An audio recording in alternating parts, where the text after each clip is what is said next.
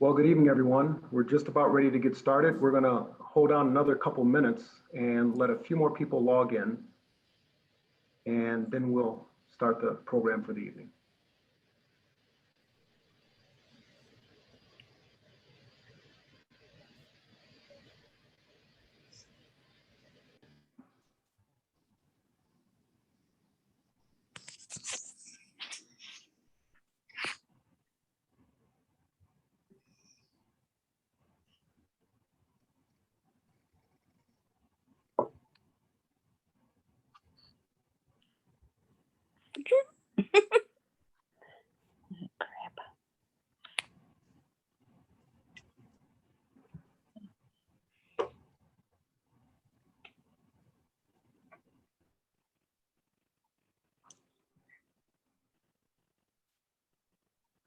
We have just a few more to log in, and we'll go ahead and get started shortly.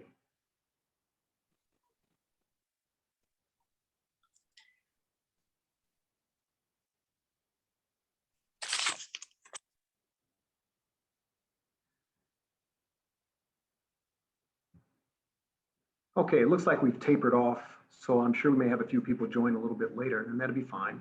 I'm Dr. Vaughn Mansfield. I'm the superintendent here at Homewood Flossmoor High School, and we would love to welcome each and every one of you to the welcome back to all of our families for sophomores, freshmen, and also any new and transfer students that we have coming into HF for the 21-22 school year.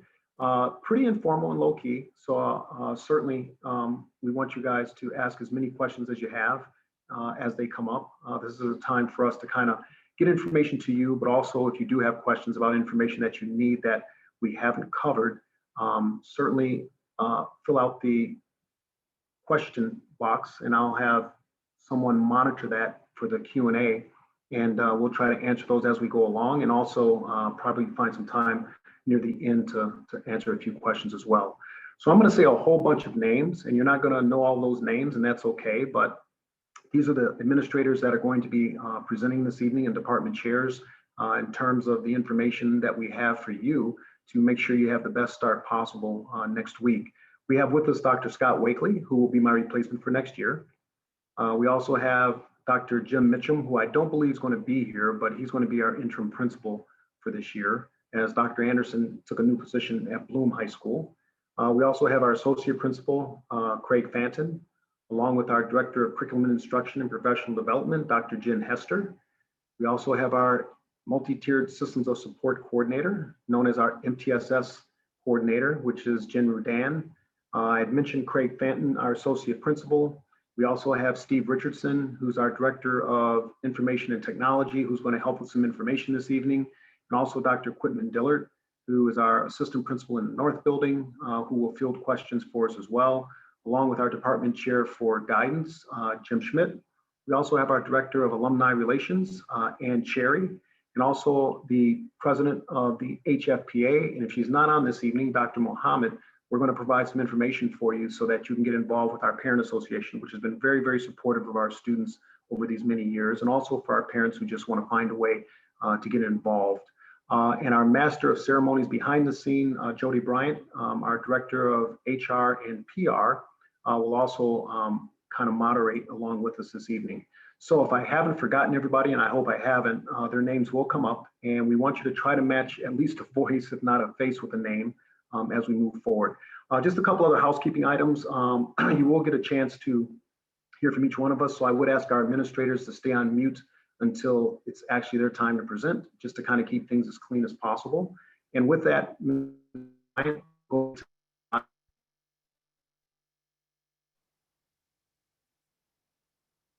one of the big things about Homewood Flossmoor High School, if you haven't had students here before and this is your first time around, we've really tried to stay rooted in the vision and mission of the high school. And I've been here nearly 20 years, and during this entire time, and then even before me, these were probably the key components in terms of what the high school has been about. It's been a very stalwart and steadfast high school because we've always had great kids coming in. So as we graduated our seniors, we're looking forward to the new students coming in to take their place and also to build upon what's really been a pretty phenomenal run for Homewood Flossmoor High School for the nearly 50 plus years, actually 60 plus years that we've been around in the South Suburban area. The Board of Education, its mission statement and its vision statement, and I'll just read very quickly: let here prevail the greatest expectations in academics, civil responsibility, and personal growth within a diverse community. HF is certainly a diverse community. We have students that are just knocking it out the park. We have some students who haven't quite found their way yet. And we have yet other students who have grown and developed into pretty fantastic students and off to their next challenge in terms of college, career, or even the military. The mission statement has tried to embrace all of our students, no matter where they come from. So the quality of each student's life improves through the educational experience here at Homewood Flossmoor High School.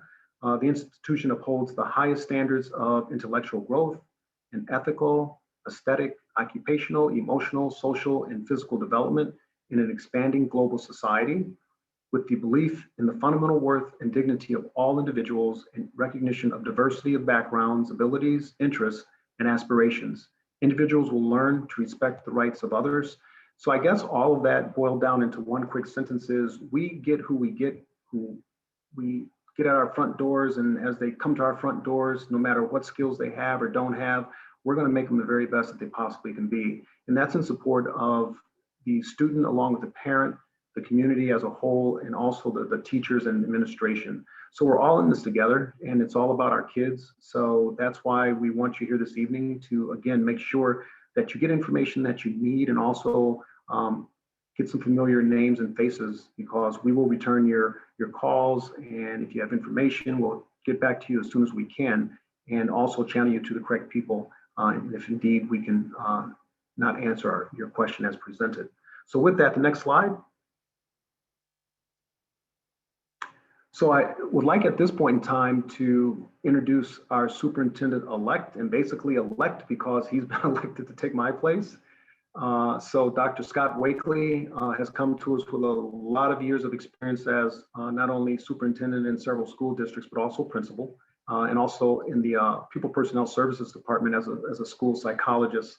So with that, I'll introduce Dr. Scott Wakely, who will continue the welcoming for this evening. Dr. Wakely.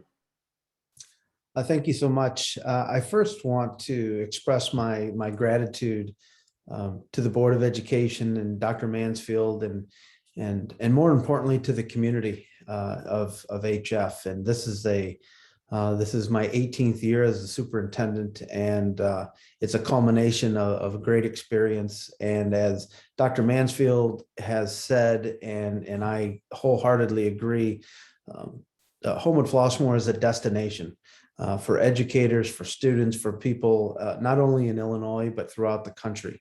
And we're going to work very hard to continue that great reputation that HF has for the coming future for generations of students. So I want to welcome everybody to this. This may be your first opportunity. This may be your third or fourth student, but every year is going to be a little unique. But the one thing that's not going to change is the dedicated professionals that will continue to work with your students to make sure that wherever they want to get, whatever aspirations they have, they'll be able to get there through the activities and opportunities here at HF. Next slide, please. So I want to introduce, even though he couldn't be here this evening, Dr. James Mitchum. He, as Dr. Mansfield mentioned, will be our interim principal. We are fortunate to have him. With 40 years experience, he's been a principal in the Valley View district. And for those of you not sure where the Valley View Bolingbrook High School, he was the principal. He was also principal of Romeoville High School, made great academic gains in both of those great high schools, which are a member of the SWSC, which is our athletic conference. So he knows HF very well. He's also been the superintendent of Valley View School District.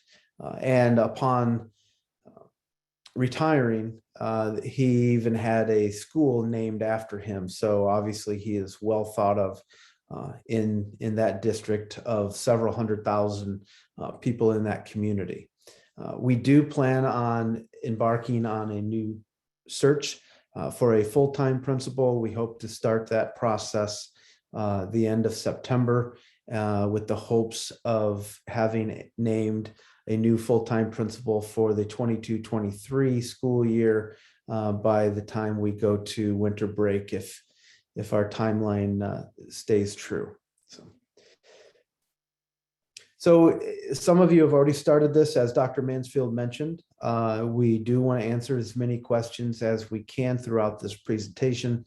So you could put those in the chat or the Q&A, and we will have administrators try to answer those. We will answer some of the bigger, more common questions towards the end, but please take this opportunity to ask those questions as we go along. Something may remind you, and if you forget or just kind of comes to you like it does most of us, as soon as we're done, feel free to reach out, send an email, phone call.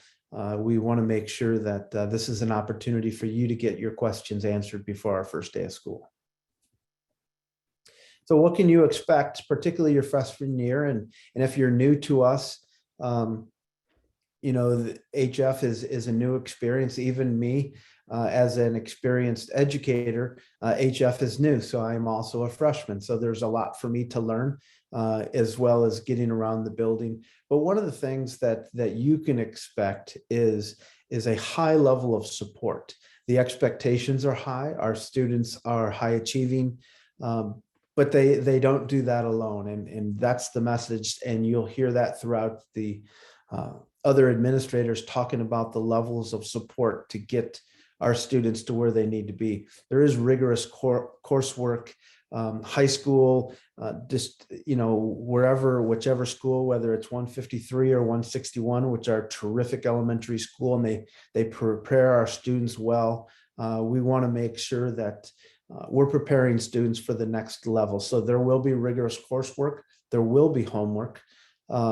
You know, so they'll need to manage their time. Is really important to not only manage their time, because we want you to be involved in clubs and activities, and that'll be something that we touch on a little later.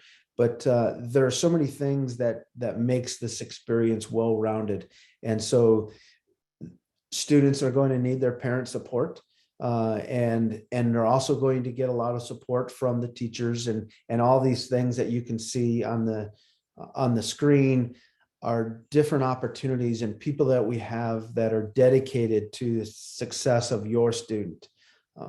That is the message. If there anything that you come away with today, is know that the staff cares about your students. Your students are so important to us and their success to get where they want to be. And that's part of the process. And as parents, I have 3 students of my own that are now out of high school and almost out of college. It's a blink and it's over. And so take advantage of this opportunity. And if you haven't been other places, please don't take for granted the things that HF has. This school is second to none. And it is one of the finest schools in the country. And that's why it's a destination for me, and such an honor to be here this evening. So next will be Craig Fanton. Will talk us through some of our mitigating factors for COVID for this year. Thanks, Dr. Wakely. And I think we put this up at the front because obviously this is probably one of the biggest questions, if not the number one question that we have received over the last couple of weeks, is regarding how are we going to mitigate and keep our students safe. And initially we did put out a release that masks were going to be recommended, highly recommended, but it wasn't mandatory. And we were following the guidance from ISB and IDPH and the CDC. But with recent changes, we have decided to make that change and make masks mandatory inside the building. So at all times, the expectation is that every adult and every student has their mask on. And there's quite a few reasons why we decided to do that. As you see some of these on here, you know, when we're trying to manage 3,000 students, 350 staff members, it's pretty difficult to manage that and then try to mitigate and minimize quarantining. So The decision was to go masks for the time being. This is something that we will look at from time to time, and we will look at the numbers. We will rely on the guidance from ISB and the IDPH. So this is a fluid decision, and things can change. Hopefully things do change for the better. But and we ask you as families to bear with us as we move through these next few months, because we don't know what to expect. We did a great job over the last 18 months responding to changes as they happen, and we expect more changes to happen this year. So we totally expect everybody to respond in the correct way and work with us on these. But once again, we will continue to monitor these metrics as the year goes on. We can go ahead to the next slide. So most importantly, as we enter this school year, is the masking and the physical distance. When possible, we are going to ask students to maintain at least 3 feet away. And if they can, move further apart, then certainly we want to do that. But obviously the mask is going to be the number one way to prevent this and keep us safe, and make sure that we ultimately keep our students in class. And that's really what we want. We want to try to get as many students into the building and try to get back to as close to normal with that, because we know our students need us. And to be quite honest, we know our teachers and our adults need our students in our lives. We were in that building quite a bit last year with no students, and it got quite lonely. So it was real nice to see those students at the end of the year. We want to see that again this year, and I know everybody's real excited. Some additional measures: we have air purifiers in the room. We're obviously going to recommend a lot of hand washing. Students that have to blow their nose, they're going to need to step outside into the hallways. And this is a big one. Parents, we're going to need your assistance on this. If you recognize that your student's not feeling well, they have a scratchy throat, they have a runny nose, we do know allergies happen, and students do have allergies. But if it's out of the ordinary and you suspect in the slightest that they may have something, we ask that you do keep them home. Contact the school, let us know what's going on, and we'll monitor the situation. Obviously, students are not going to be penalized for that. They will have opportunities to make up their work. But as parents, we're going to rely a lot on you to help us with that. And if your student does not feel well while they're at school, we do have 2 nurses in the building. So we will have our nurses be able to respond to those situations. Last year, we launched a COVID-19 dashboard, and it's on the website. And really what we're doing with that is we're displaying the data of COVID cases in our district. So if you recognize, or if you run across a situation where your student tests positive or they're a close contact, we ask you go to that website and you report it. Once you report that information, it is confidential. An administrator will reach out to you as quickly as possible to get the questions answered that we need to get answered, and we'll follow through with if we have to do some quarantining and contact tracing. But as a parent, if you have a student who is a close contact or a positive case, we ask that you report that on the dashboard. And when you go to the website, this is where you're going to go, and you're going to click on that COVID-19 reporting form. And once again, as I said, we'll have an administrator get in touch with you as quickly as possible. Our parents did a great job with that last year. Myself and Dr. Diller were the primary moderators of that, and the communication went very well. So as we approach our first week of school next week, after a long summer break, students, parents, if you can remind your students here, Monday, August 9th, Tuesday, August 10th, and Wednesday are still summer vacation days for our students. Enjoy those last 3 days off. And on Thursday, August 12th, that is a day designated for any student who is new to our district, freshmen, sophomores, and any transfer students.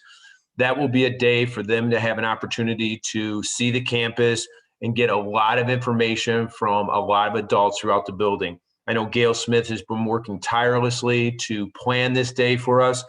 She's still working through the logistical part of that, but we know that we like to have that opportunity for our students to see the building in a less pressure situation. So that's why we've kept our upperclassmen home for the day, so that we can really focus on our students who are new to the building.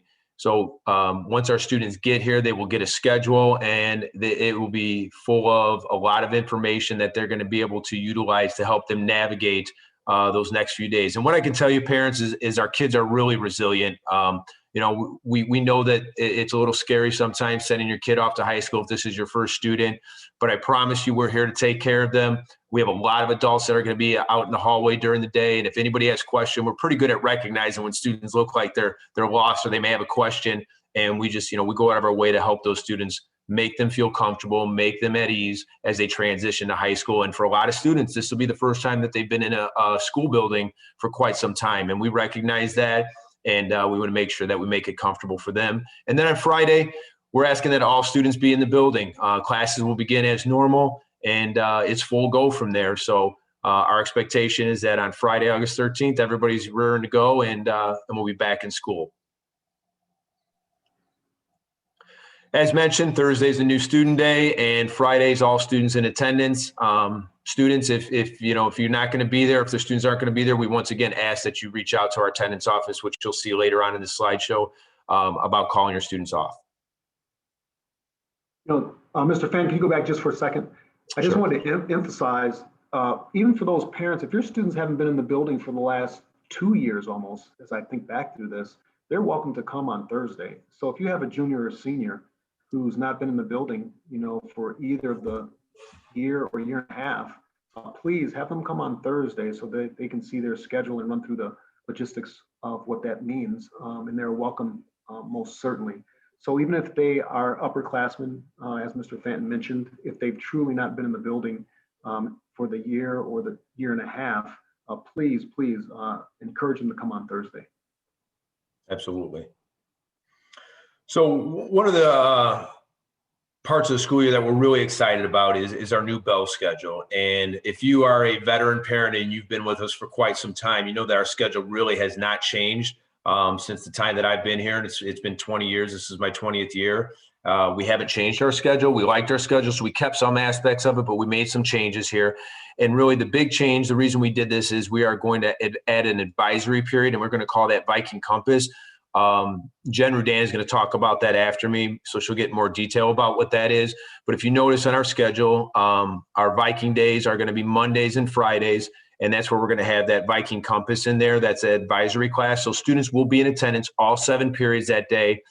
They will visit all of their classes. We cut back a little bit of time in each of those classes from what we used to run to incorporate that Viking Compass class. And then Tuesday, Wednesday, Thursday, we move into our modified block scheduling. So if you pay attention to that, on Tuesdays, it's going to be periods 1, 2, 3, 5, 4. On Wednesdays, real important here is that is going to be our late start day, and that's where we're going to use for professional development opportunities for our teachers. So there will not be a first period that day. We will start classes at 8:44 that day, and it will start with 7th period. Parents, if you have not been to our school during drop-off, normally we're not bringing 3,000 students or 2,800 students into the building all at once. On Wednesdays, those late start days, we will be having all 2,800 students arriving to school for that 7th period. So please make accommodations. You may want to get here a little bit early on those days and drop your students off early. We have a designated location for them in each of the buildings. North and South building, it's going to be in the cafeteria. So if you need to get there a little bit early, they can be there and they will be supervised. But once again, as we work through the first couple of weeks with this, I know there's going to be some growing pains and there's going to be a little bit of backup in traffic. Expect that. We are aware of that, but we will work through that. And then you move to Thursday and we flip the schedule again. It's going to be periods 1, 2, 3, 6, and 7 on those days. And then back again on Friday, obviously all 7 periods. Another thing that we did is we made some enhancements to the lunch periods. Students will be excited to know that we added an extra 10 minutes during the lunch periods to meet the needs of our students and to meet the needs of our teachers. This allows us a little bit more time to eat our food, get back to class on time, where there were times before where students were finishing their lunch with about 2 or 3 minutes left, and then they had to hustle to class. Also, one of the things that we are going to do here for some time is we are going to have students eating in the cafeteria and in the gymnasium to allow for some social distancing. So your students will be spread out during lunchtime, which gives us more opportunity to provide that social distancing. Mr. Fan, one quick question. What's the earliest students can get here if parents have to drop them off or if they miss the bus and parents have to get them here before they actually go to work themselves? We open those doors at about 6:45. Okay, thank you.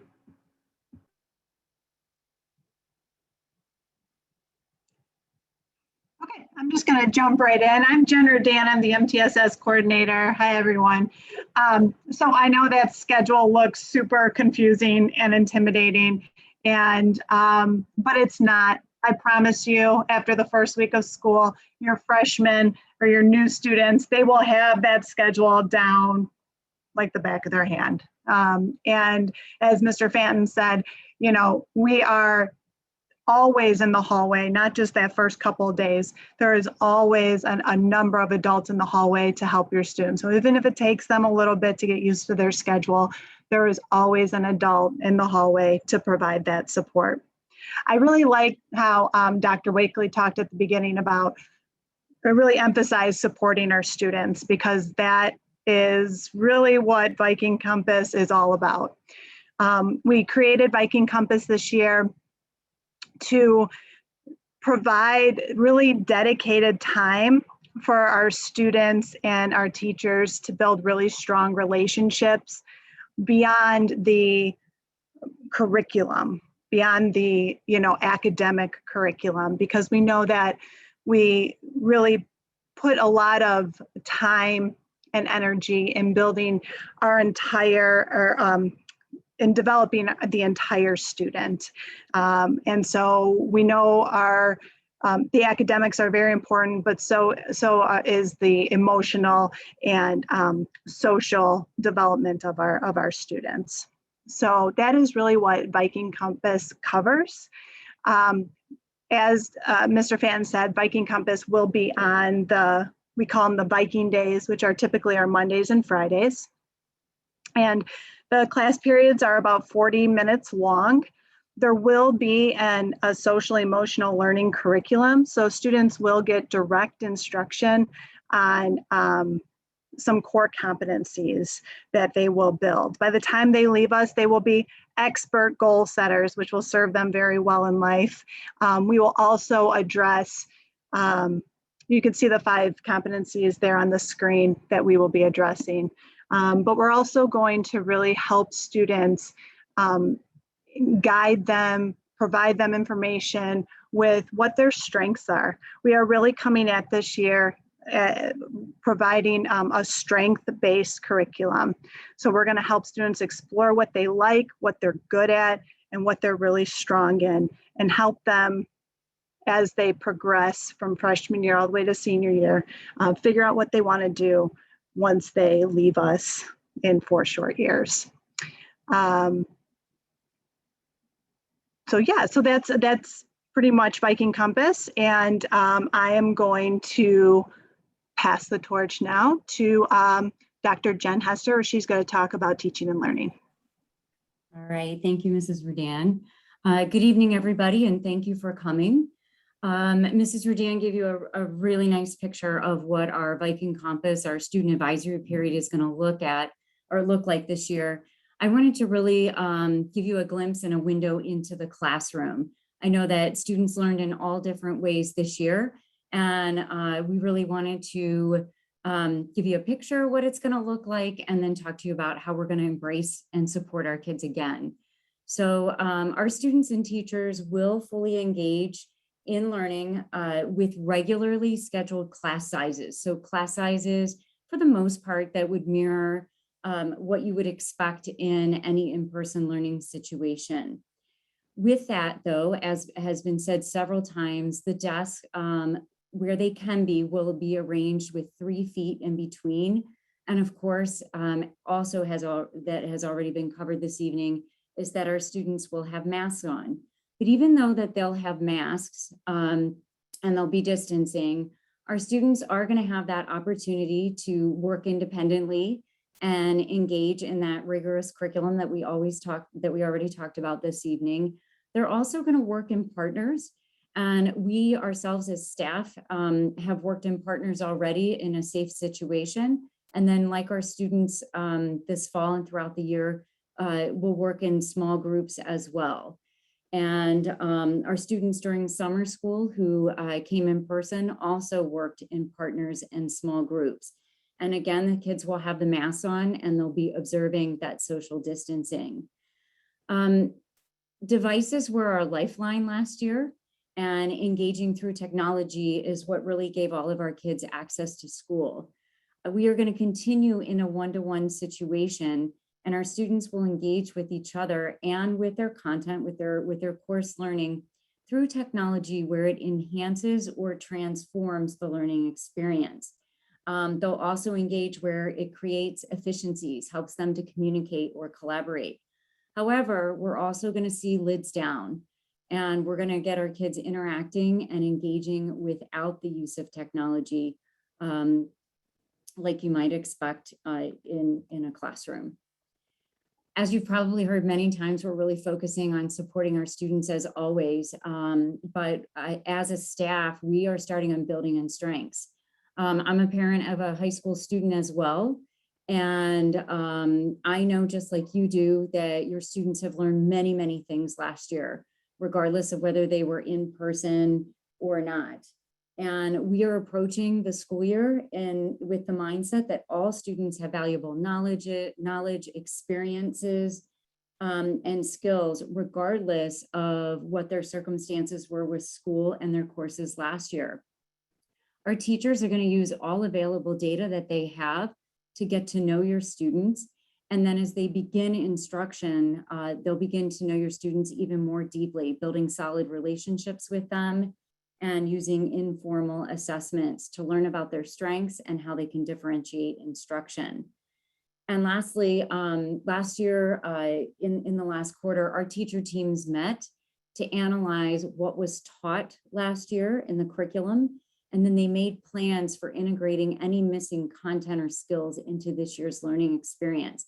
So we wanted to assure you that we are planning for what we call a solid learning progression or a solid learning trajectory for your students this year. And I'm going to pass it over to Mr. Schmidt, who is our department chair for guidance. Thanks, Dr. Hester. Good evening, everyone, and thanks for joining us tonight, and welcome to HF. And for our sophomore parents, welcome back to HF. My name is Jim Schmidt. I am I'm the department chair for guidance and counseling here at HF. And let me just start off by saying we are here to support you. Our goal isn't to just move your student through high school. Our goal is to help you and your child develop so that they are prepared to move on and continue life's journeys way beyond HF. And for this to really work over the next 4 years, we're going to ask for an active participation between us, the school members, okay, of the staff, you, the parents, and of course our students. And if we do that, the opportunities that are afforded to us after high school are just, they're absolutely tremendous. Parents, I want you to think about this, especially for those that are new to the high school. Think about this as a team. Who are the members of your team? You are not alone in this endeavor. And you have some phenomenal staff members that are now a part of your team to help not only your child, but you navigate the next 4 years, right? Our goal, and I want to reinforce this, our goal isn't to just move your child through high school, have them graduate and then done. We take pride, right, in developing this common goal of developing our students that afford them post-high school opportunities and successes to a level where we ask our students, come on back to HF, share that back with our community and our current students at that time. And that's what we have our alumni do. All right, next slide, please. What does this look like for our new parents of the high school? Let me reinforce this message. Your child needs you just as much over the next 4 years than they ever have. All right, it just looks a little bit different. Why? Because in some ways, your child is trying to reach and develop and break out and move into their own areas of independence, right? And that can be challenging. We're here to help you with that. We're also here to help your child. Every year should be a point of growth and development as they continue to move further and further along that spectrum to being independent young men and women upon graduation, right? If at any time over the next 4 years you're confused, you're struggling, come reach into our office, reach into the HF staff. We will help in any way possible. What are some of the things you can do around the house though? And they may seem kind of just, elementary, but continue to talk to your children nightly, check in with them daily, ask them how their day was, ask them what they learned today, check their homework. Even if you don't know what they're looking at, doesn't matter. Take a quick glance over. There might be some topics that you can engage them with. All right, go ahead and do that. Discuss with them what their school experiences are like. Have grade check-in points. But I want to stress this. Please do not overwhelm yourself or your child with a daily grade check. What you are going to see on PowerSchool is not always current and therefore accurate, or accurate and therefore current. What I would encourage you to do as a parent is and establish this as a family. On these dates, I'm doing a grade check-in, or we're going to do a grade check-in together. I'm going to email your teachers and I'm going to ask them where they're at that point. All right. But do that every 2 to 3 weeks. Don't do that every night. You will drive yourself insane. You will create points of anxiety. And it's funny I say that, and we all as parents laugh because we've all done it, but we've also seen the impact that it's had on parents and on students. And that point of anxiety is it's a fact, all right? It can be. I want you to caution, all right? That's why develop those point check-ins. We will do a progress report check-in with you between every 4 and 5 weeks, where something will be emailed to you. The end of the quarter is in between 9 and 12 weeks. Those are also great check-in points regarding grades. Please also encourage your child to get involved in extracurriculars. There is so much to do here. High school is it's not just about grades. It's about developing holistically, academically, psychologically, emotionally, and physically, as well as socially, okay? And I'm gonna come back and I wanna reinforce the idea of partnership. These next 4 years can be overwhelming. I will tell you that your administration, your school board, the staff are all here to serve you, and you have a phenomenal, well-rounded staff to provide that support for you. Next slide, please. On this slide, you'll see our, this is on the gen ed side, guidance counselors, as well as special ed. While sometimes you may hear the two departments separated out, we really try to form a team in order to holistically support your children. What you're seeing on here are the gen ed counselors are divided up by alpha slice, starting with Ms. Staples all the way down to Mr. Suarez.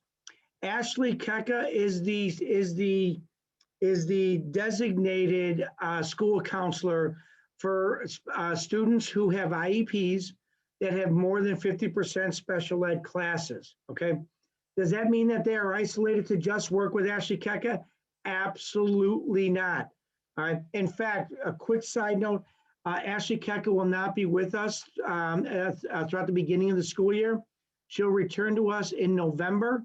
Kathy Drager, who is also extremely knowledgeable, very experienced, she will be filling in for Ashley over the next 2.5 months.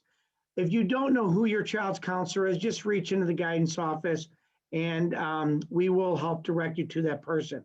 I also want you to draw your, by the way, your counselors are counselors of record.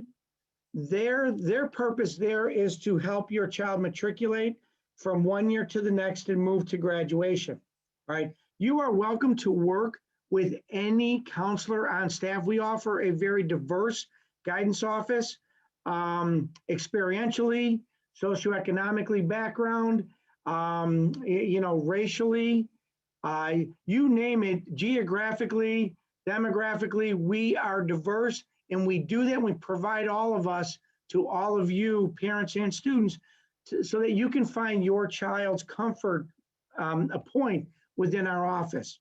So while you have a counselor of record designated to you for just the fundamental progress through high school, you can work with anybody in our department. I want you to look on the right-hand side of that page really quickly. We have 2 full-time college counselors, unlike what most other high schools offer.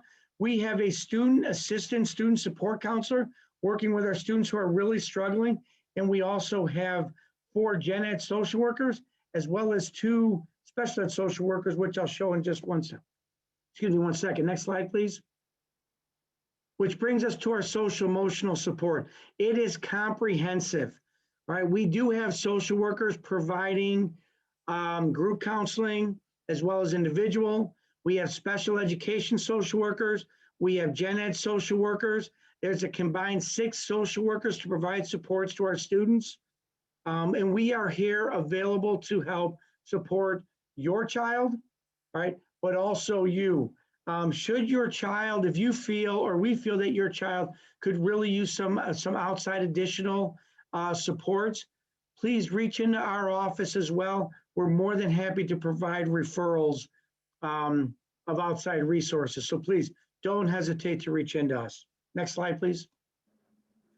Once again, I want to stress that while grades are not everything in high school, and I really can't stress that enough, but they are important, all right? And for a lot of you, especially our parents of our new students, that idea of grade point average, it's been a long time since you've been in school probably.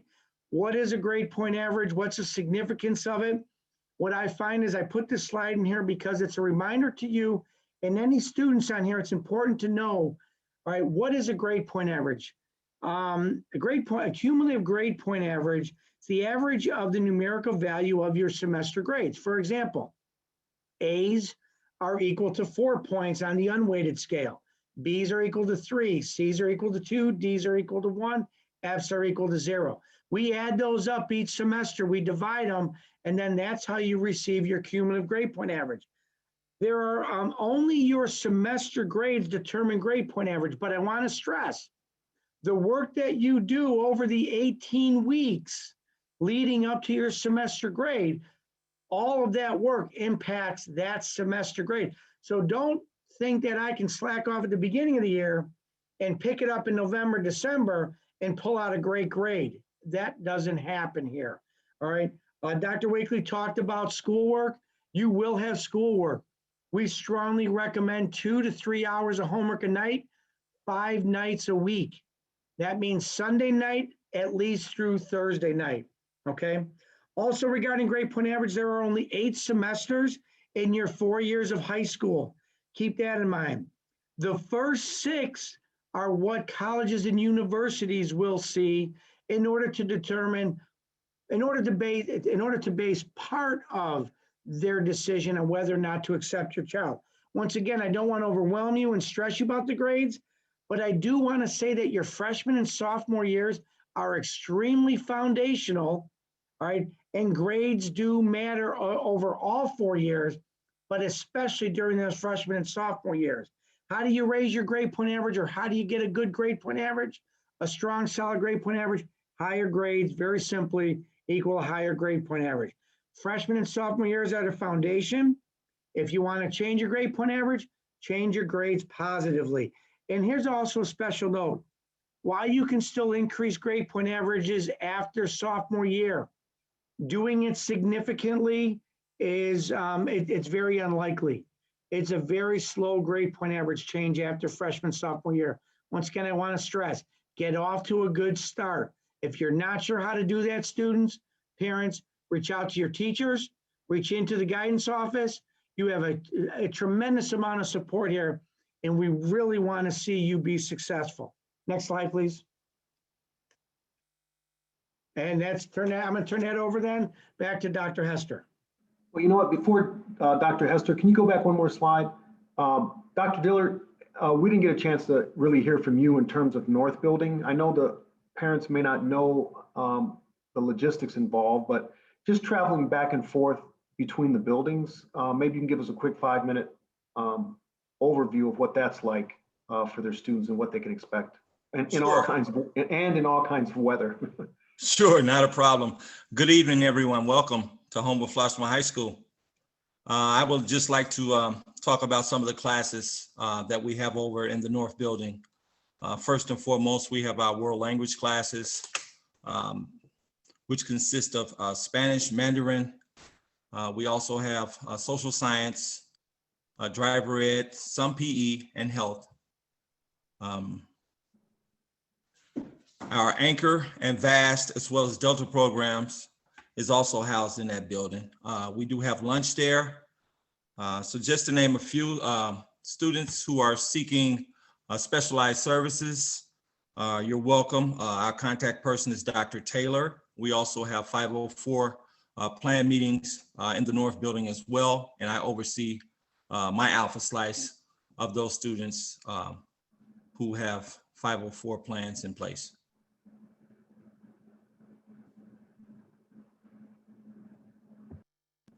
Thank you, Dr. Diller. And anything else? Just looking forward to working with everyone through these unprecedented times. I'm just glad to be back in person, and I can't wait to work with everyone. You know, the only thing that I would add about the North Building, students will be expected, rain, shine, or snow, to traverse between the buildings. They'll much appreciate that once they get to college, because then it's no big transition for them. But they do have to wear appropriate clothing, because if it rains, they will be expected to walk between buildings. So an umbrella, overcoat, or a raincoat of some kind would be great. And also, once the weather changes, just to make sure that they're dressed appropriately. But the good news is we've got about 2 or 3 months before we start getting pretty cold here. So thank you, Dr. Diller. All right. Our teachers are going to emphasize again and again and again the importance of the learning in the classes, and of really engaging in class. And with that, Homewood Flossmoor emphasizes and offers a reassessment protocol. And that reassessment is, the idea is that we give our students an opportunity to relearn. So there are times when an assessment comes around and students haven't fully had the opportunity to learn the content, or they thought they really knew it, and then they start to realize that there might be some missing pieces.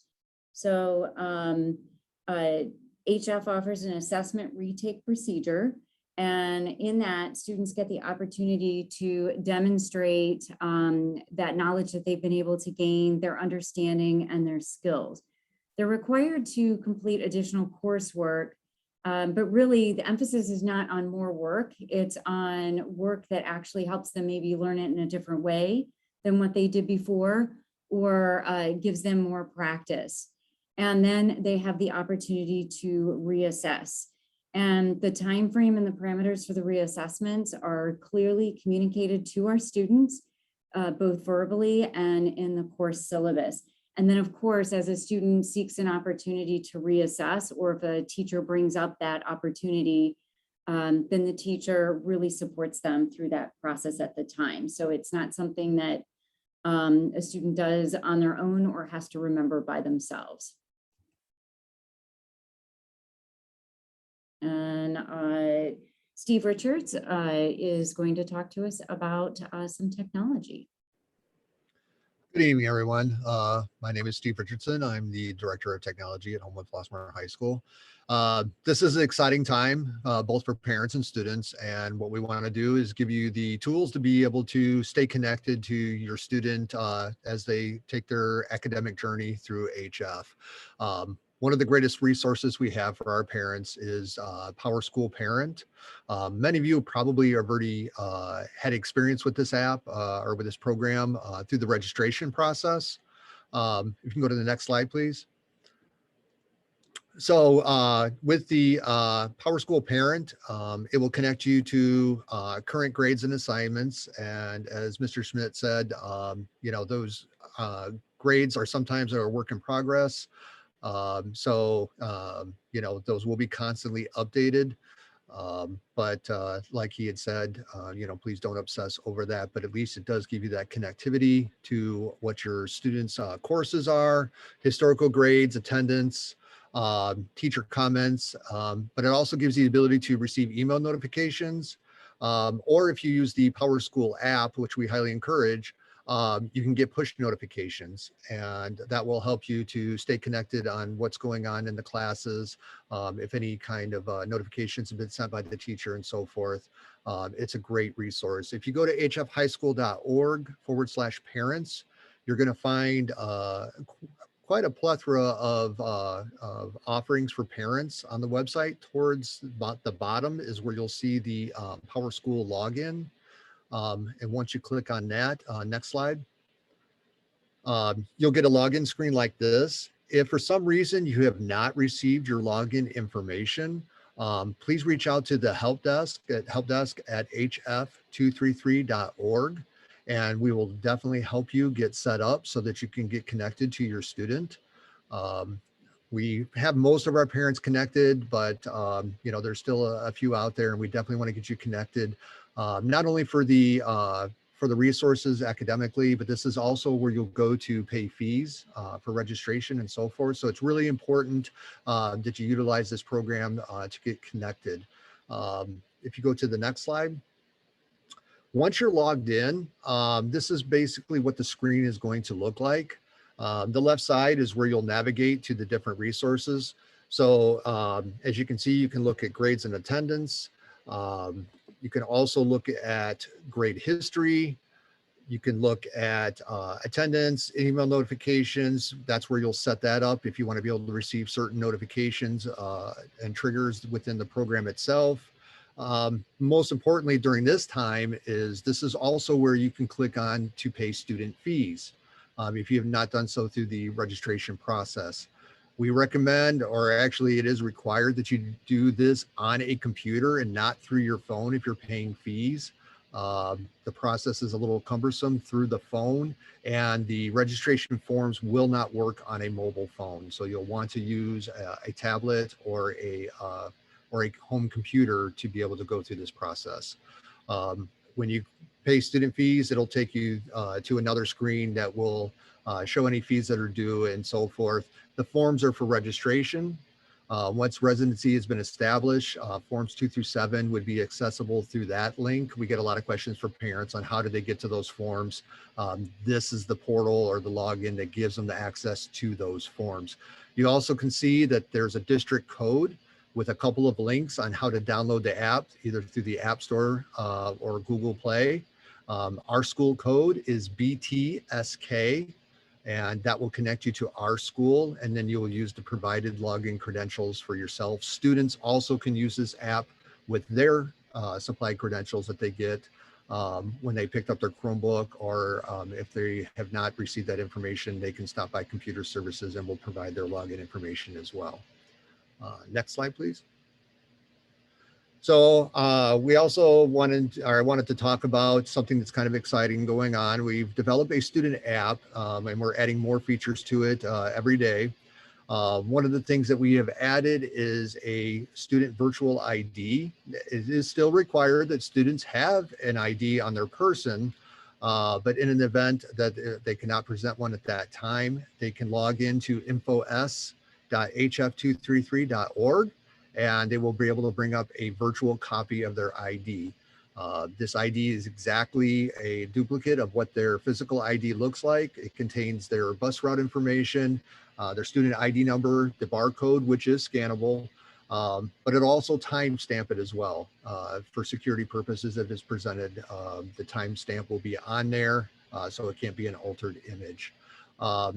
Also within the menu on the app, they'll be able to look at their locker numbers and combos, because we know sometimes, when they're first starting out, there's a lot of information to remember. So through this app, they'll be able to also find that information and also view their combo. Bus route information will be on there, and we'll continue to add more features. When the students come in on August 12th, we will talk a lot more in detail, and there'll be a lot of posters throughout the school that they'll be able to scan and be able to get to this app. And we'll give more detailed information to your students at that time. But we just kind of wanted to preface a little bit of some of the resources that will be available to students as they start.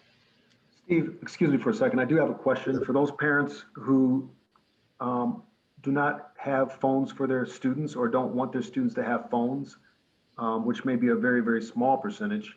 What options would they have? Well, the great thing is this is web accessible, meaning any device that has web connectivity. So the student supplied Chromebooks, they actually can log in to this website and it'll still supply the same information. So if they have their Chromebook available to them, that is an option.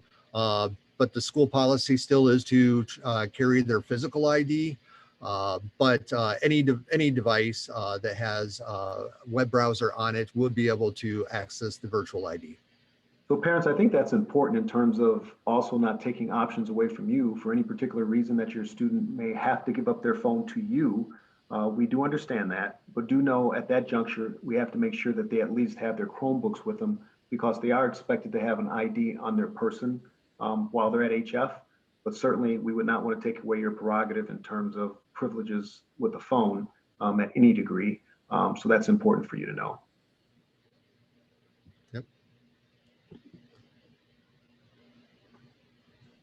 Again, good evening.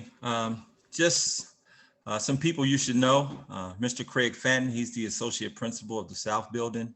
And myself, Dr. Quitman Diller, I'm the Assistant Principal of the North Building.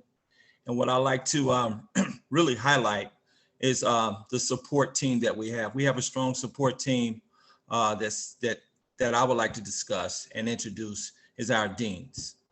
We have 6 deans. We have 4 in the South Building and 2 in the North. Those deans that are in the South Building are Mr. Alexander, Mr. Geyer, Mr. Clawwitter, and Mr. Maniitis. And Ms. Brown and Mr. Wells are in the North Building. The goals of the Dean Office is to ensure that the hallways and classrooms foster an environment that allows teachers to teach and students to learn.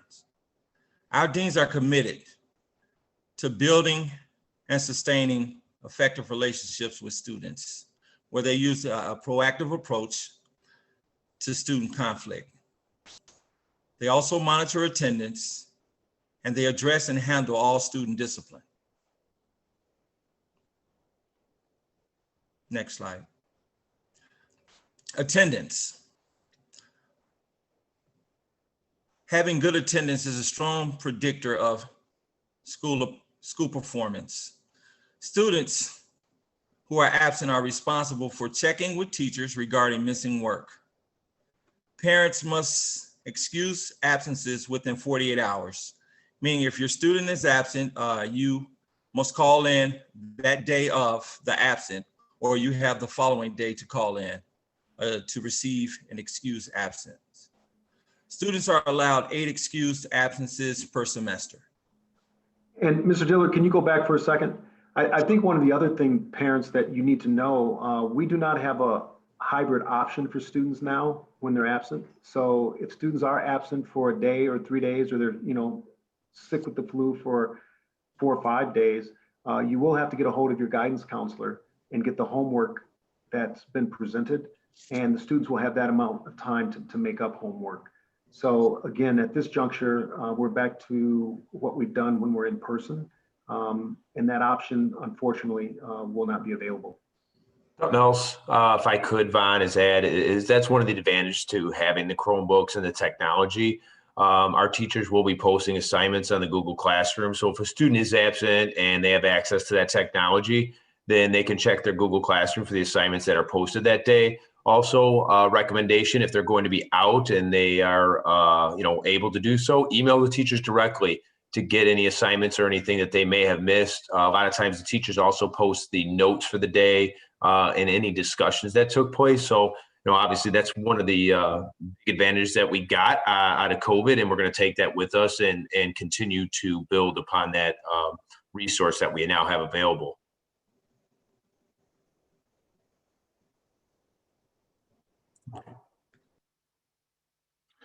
So Big part of our dean's office is, as we mentioned earlier, is building relationships with students. I was a dean for 7 years at HF, and it was really one of my favorite jobs because it gave me an opportunity to really get to know our student body at a deeper level. A lot of times our students build a trusting relationship with our deans, and they will come to us with questions or concerns, or they will alert us when they suspect things may be happening.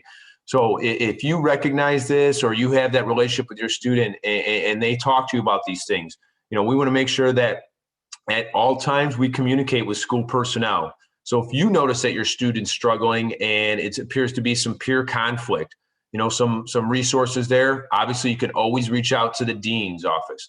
Our guidance counselors will help our students navigate through that, and our social workers. Any one of those 3 offices will be able to be a valuable resource if your student's dealing with any conflict with their peers. If you need any assistance using technology, as mentioned earlier, we have our help desk at hf233.org, and then you have the phone number there. You can reach out there, and they will get back to you very quickly. So make sure you utilize that.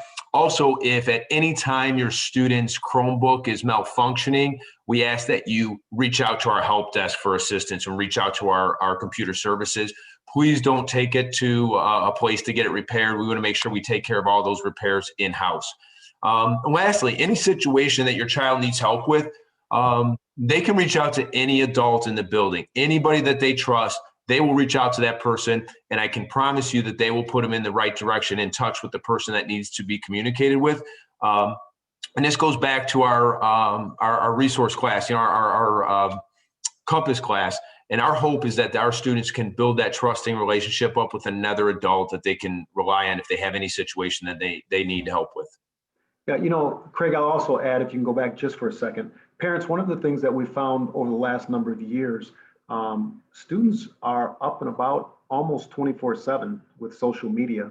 So please monitor your students' social media activity. And even if they're on social media and are working a little bit behind you, do note that if those conflicts occur, we still would love to know about those so that we can intercede before it becomes much bigger than that. So as those conversations are going back and forth, even outside of school, but certainly have some implications once students get back into school, we just want to partner with you to make sure that we can, squelch things before they actually get started. And it's not like students don't have conflicts. People end up dating other people's significant others, or someone borrowed a sweater that they didn't return, and when they returned it, it was torn. Those are developmental things that happen in the teenage setting that, we understand, and not that we treat it as normal, but that's part of growing up. But all this added time that's put into social media, if you don't already know that, accelerates quite a bit once students, get to the high school setting. So do know that whether it's the social media aspect or the in-person aspect, do keep in touch with the deans, and Dr. Diller and also Mr. Fanton will stay on top of that as well. And do not hesitate by any means to contact them with any concerns that you may have.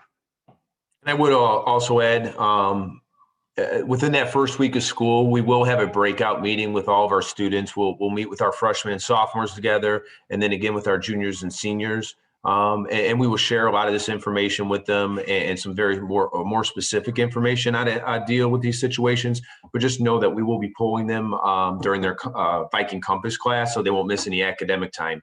But we will have that conversation with them. Then lastly for me, I know this has been a big deal as we've navigated through our registration process. Our school nurses are Lottie Parker. She's located in the South Building. And then Ms. Woods did accept a job at another school, so she'll be leaving us. And we are looking to hire a new nurse for our North Building. Once we get that information, we will share that with everybody. But we ask, as we go through this over the next week and a half before school starts, please submit your physical and immunizations. We did make an adjustment on this, and as we said, we've made adjustments throughout the last 18 months, and this is just another one. Normally, we would require all this information by the start of the school year, but due to COVID and some other things going on, we are going to extend that until October 15th. So if you did not get that appointment yet, and maybe it's in a couple weeks, just stick with that and then get that information to us as soon as possible. Just please note, we do need all that information. It is a state requirement that we have to have that by October 15th. So make sure you get that in as soon as possible. If your child does feel sick and they are at school, we do have a nurse in each building. Please report to their teacher, even if it's during passing period. Go to that next teacher, let them know that you're going to the nurse, and then you can report down to the nurse, and then they will handle that situation accordingly.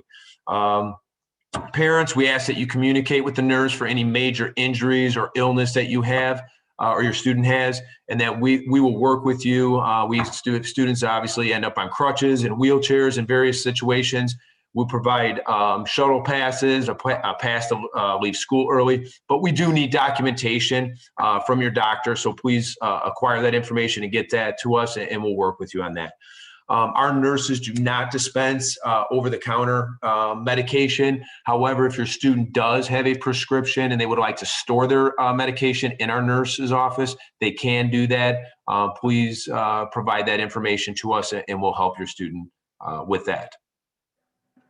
Lastly, sorry. Mr. Fan, last thing. Yeah, last one. You skipped over. No, I just wanted to make sure parents do understand October 15th means if your students do not have those vaccinations done, we will be sending them home. So if you drop your student off or send them here on the bus, they will be turned around and sent home. So please get those physicals taken care of and those immunizations and shots taken care of now. Truly, the state does not allow us to have those students in school. So I can't emphasize that enough. We have approximately, Craig, 300 now that still have yet to turn in those vaccinations. So yeah, we have about 300 freshmen and about 300 seniors. We're looking for that information. So please pass that along. Just making a special note of that so that we don't have any misunderstandings. And the last one on there, obviously it's highlighted there in red and it's underlined.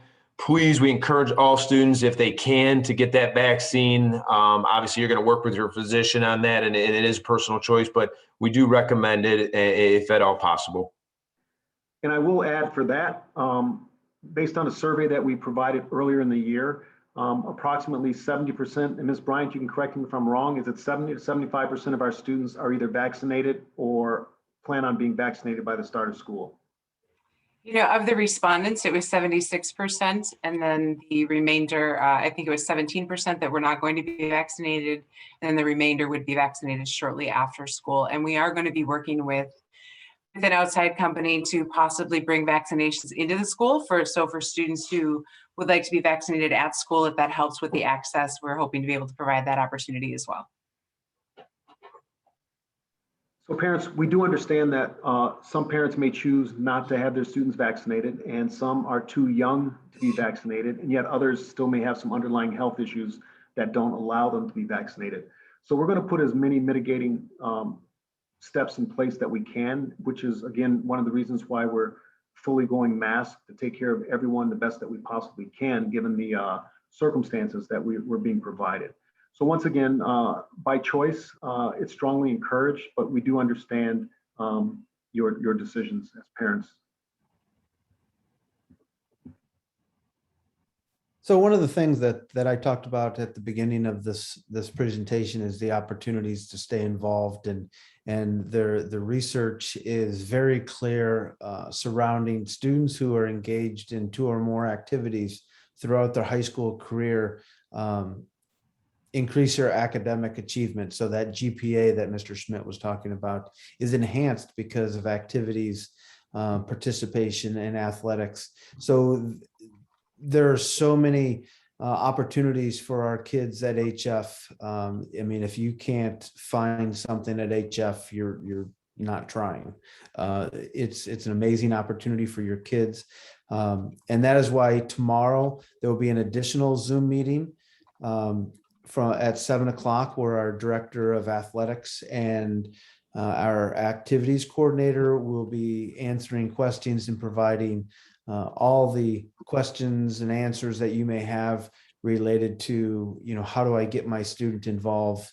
And that is so important to the success, because even when they go to apply to college, they may have a great GPA. If the only thing that they did was just go to school and get good grades, it does put them behind in terms of highly selective schools. So these activities really separate those who are truly interested in some of the more highly selective Ivy League, Big Ten, Pac-12 type schools. And that's really important for our kids. So please, if you can, attend this webinar tomorrow, August 4th at 7 p.m. And now one of the things that we also think is really important is the participation of our parent association. It is critical, as has been highlighted, the importance that partnership between parents and the school play in the success of all of our students. So we want Dr. Muhammad to take an opportunity to talk about some of the opportunities for our parents. Good evening, everyone. First of all, thank you, Dr. Wakely, for that introduction. Good evening, everyone. I am Dr. Regina Muhammad, and I am serving as the president of the Homewood Flossmoor Parent Association for this year. And Natalie McCoy also serves as the vice president. This year, we will hold our meetings virtually online via Zoom. We did find with last school year that was obviously the only method or mode to be able to meet with parents, and we are going to continue that process this school year as well. Our meetings will be held quarterly, and our first meeting will be held on Wednesday, September 15th at 7 p.m. There will be announcements coming up shortly via email through your weekly communication. We also have the HFPA Scholarship Fund. Each year, the HFPA provides 4 to 5 scholarships to graduating seniors. And the only way that we are able to make that happen is, of course, through fundraising activities and by your contribution to the scholarship fund. If you are interested in donating to the HFPA Scholarship Fund, you can actually do so through the online payment system where you paid your registration fees. There is a box at the bottom of the page where you can select the HFPA Scholarship Fund, and you can select any donation amount that you choose. Nothing is too small, so we would certainly appreciate that. And then be on the lookout for announcements about different fundraising activities as well. And then there will also be opportunities for parents to volunteer for some of the in-person activities that we may be able to have during the 2021-2022 school year. So if you are interested in learning more about HFPA, you can access our email through the website. You just type in the search HFPA, it will direct you to our email, and we would be happy to answer any questions that you may have and to share more information about getting involved. So thank you very much.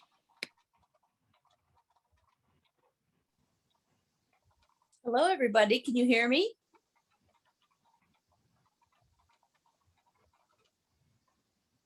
Yeah, you're good, Ann. I'm Ann Cherry from the alumni office at HF, and I want you to know that your students' relationship with the high school does not end when they graduate. We have a very robust alumni association. We bring in alumni speakers into classrooms and in virtual situations. Our alumni are very involved and they're very connected back with the school. They help us with fundraising and they help us with many other reunions and activities and events. And as you go around school, you'll see alumni posters, which highlight some of our most prominent alumni.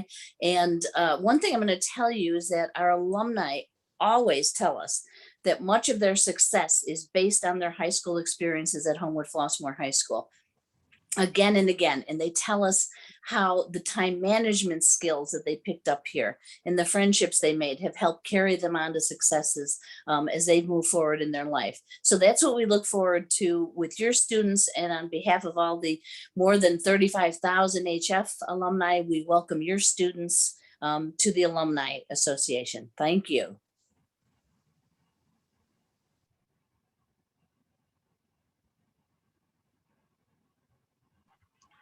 All right. As I mentioned earlier in the presentation about the traffic in the morning, anybody that's been here knows, and we're trying to get that many students and that many adults in one location. It does get tough if you get closer to that start time. So if you please notice, parents, you have two ways to get your student to school. If you're dropping them off, you can use the entrance where the buses enter in the morning. But just know our buses will be going through there. You won't have all 24 buses at one time, but you will have to navigate with those buses. You can drop your student off there, and then you would exit onto Kedzie. If you're entering off Kedzie Avenue headed east towards the North Building, you can hang a right at the stop sign there and drop your student off in front of the South Building, or you can head over to the North Building if you need to drop your student off there. Make a left, you'll drop them off in front of the North Building atrium and then head out. We do ask that everybody exit the North Building on that north exit on Governor's Highway. We will not let you exit that entrance area because it does create a backup and it's very dangerous there. We've had several accidents over the years, people trying to exit the North Building there. But once again, please allow extra time in the morning, especially if you're new to this traffic pattern, and you'll eventually figure this out. But once again, we look for your cooperation in this, and it usually goes pretty smoothly, just takes a little bit of time. Mr. Fanton, could you say something about the change, the small change in bus routes that we had to collapse maybe a few buses because we were a little bit short on drivers this year? Absolutely. I will actually be sending out information tomorrow. I've been working with Candace Gage, and she does have some more information. It is available on our website right now. If you go to our website, there's some frequently asked questions, and it does contain the bus routes. But I will be sending that information out in an email and a robocall tomorrow for our parents. We did have to, due to the bus driver shortage, we did have to cut back on a number of routes, and then we ended up combining some routes. So our buses, are going to have to, we hope, we're not 100% sure, they may have to loop around for a second trip, but we are still working out some of those logistics. But it will have the times that you need to be out at your bus stop for your student so that they can catch the bus and make sure that they're here on time. Just know that the bus stops that have been in place for the last, X amount of years, they may change for you. So please take a look at that. It may require the students to walk a little bit further than they're used to. So be prepared for that as well. But if you have any questions, you can contact Candace Gage. Her information will be in that email that I send out tomorrow and in that robocall. Thank you. And finally, we've talked this whole presentation about staying in touch and being a partner with us. And that communication doesn't necessarily just mean us sending information out, but it's a two-way communication, hearing your feedback. But there are several ways for you to keep in touch, and as listed on the screen, please use our website. All the information that you've heard this evening will be located on our website. You can send emails and stay plugged into social media, Facebook, Twitter, Instagram. Not only is it an opportunity to learn what's going on in the school, but it's also a way for us to celebrate our students. We have so many amazing students that really deserve the recognition. And this is an easy, quick way for us to celebrate the great things that your students are going to do over their 4 years at HF. So please take an opportunity to stay plugged in with HF and reach out whenever you feel necessary.